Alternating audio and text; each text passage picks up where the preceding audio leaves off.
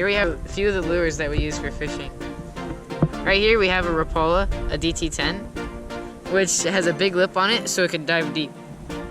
On the lip you can see a metal part which is used for tying the line to. There are many different shapes and sizes of Rapala, like you see here and here.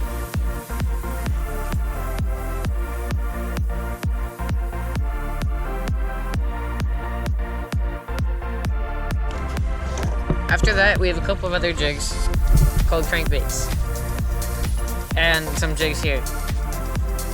Crankbaits have shiny metal pieces on them to attract fish, along with plastic strings that cover the large hook. The large hook has something called a barb on it, which keeps fish on.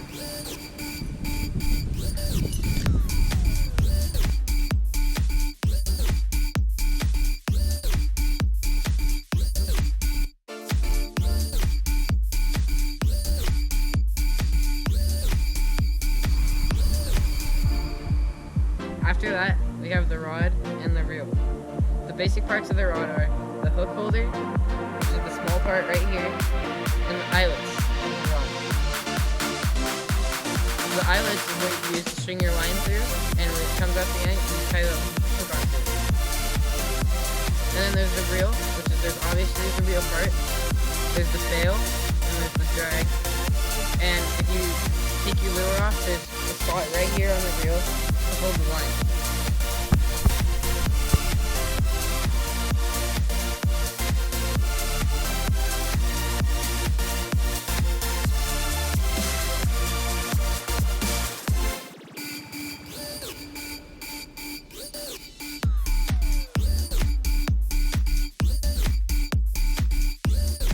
Okay, so let's pretend for a minute that this is the eyelet of the lure right here, and this is our line, this nylon cord.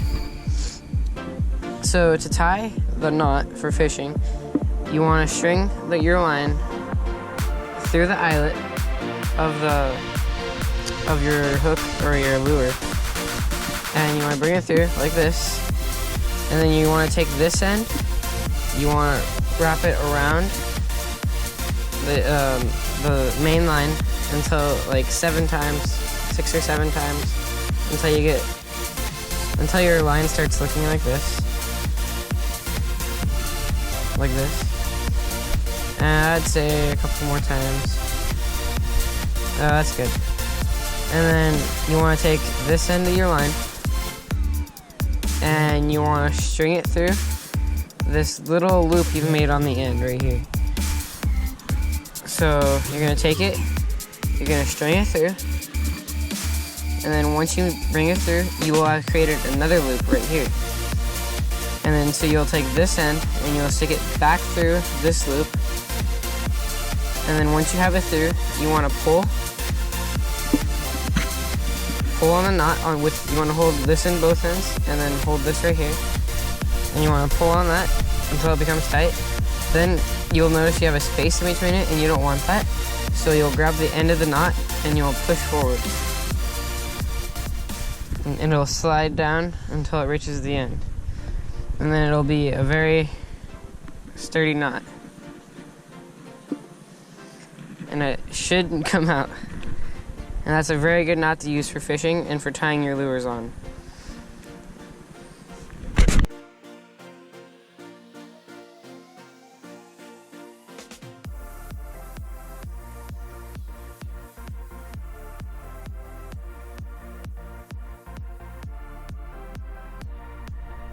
I will now be showing you guys how to cast a normal rod.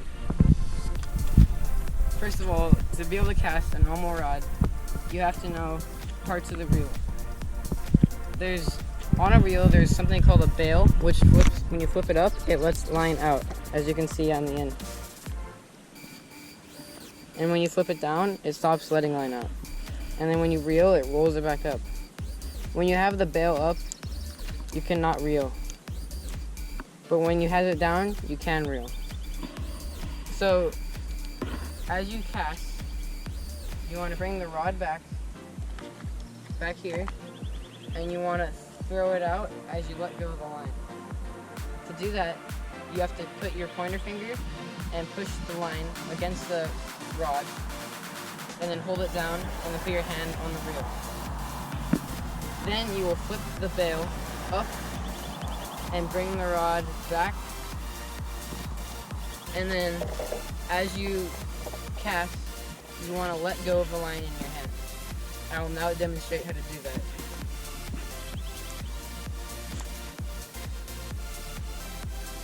And then you close the bail and you reel the lure in.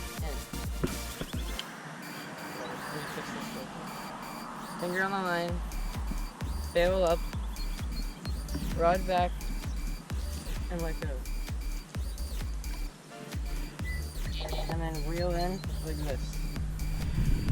And then with this bail, or with this reel, you want to have it facing down and away from you. And then rod tip down as you're reeling in.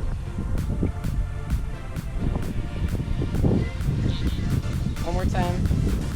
Finger on the line to the rod, hand on the reel, bail up, rod back, and then as I throw, cast the rod forward, I will let go of the line. It may take you a little while to get the timing right.